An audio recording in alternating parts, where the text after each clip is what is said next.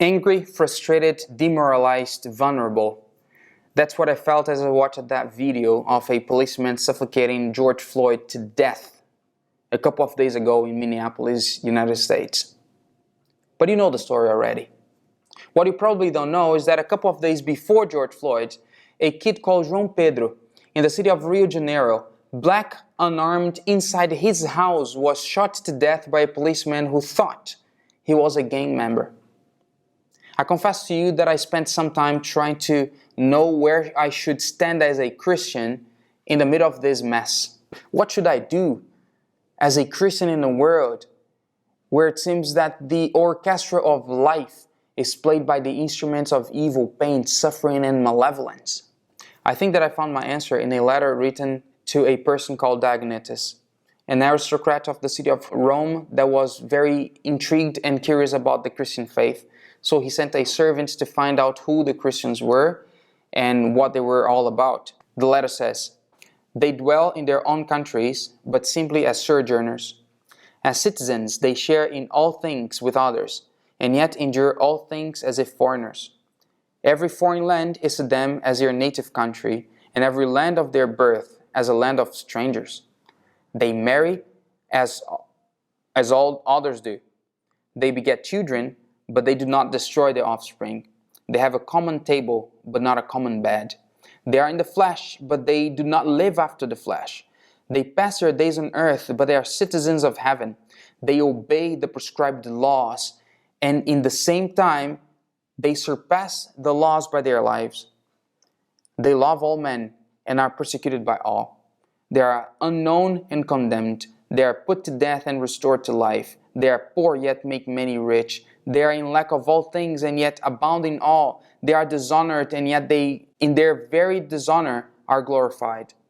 They are evil spoken, and yet are justified. They are reviled and blessed. They are insulted, and repay the insult with honor. They do good, yet are punished as evildoers. When punished, they rejoice, as if quickened into life.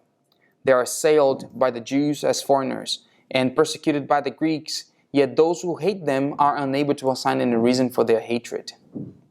I am in this world, but I do not belong here. I'm sick and tired of this all. I have a Brazilian passport, but my citizenship is a heavenly one. What should I do then? Cross my arms and pretend that injustice, racism, and oppression don't exist? Of course not. Of course not. There is no higher duty and honor to a Christian than to defend the right of all of us to be treated as sons and daughters of God made in His image. Because Jesus decided to spend His days on earth with the outcasts, with the destitute, with the prostitutes, with the abandoned. He loved the oppressed as much as He loved the oppressor, which most likely deep within were much more miserable and depressive than those who they oppressed. I believe we should still fight for justice and love in this world. Not for hope that this world is going to become better, but for pure Christian duty towards those whom Jesus loved and died for. I believe I should seek justice in this life. I believe I should protect the poor and defend the vulnerable.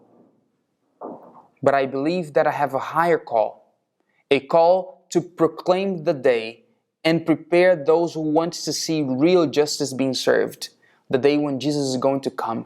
I don't know what's going to happen to the cops who killed George Floyd. I have a good idea that the guys who killed João Pedro are not going to serve real justice in this life. But one thing I know that my Redeemer lives, and in the end, He will stand on the earth.